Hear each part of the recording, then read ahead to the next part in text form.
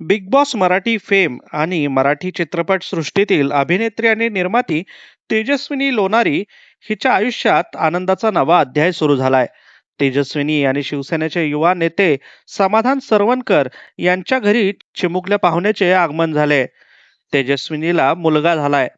तेजस्विनी लोणारी आणि समाधान सरवणकर यांनी 4 डिसेंबर 2025 रोजी मुंबईतील सहारा स्टार हॉटेलमध्ये लग्न केलं होतं. याआधी 26 ऑक्टोबर 2025 रोजी दोघांचा साखरपुडा थाटामाटात पार पडला होता. लग्नानंतर आता त्यांच्या आयुष्यात एक नव्या सदस्याचे आगमन झाल्याने सरवणकर आणि लोणारी कुटुंबात आनंदाचे वातावरण आहे.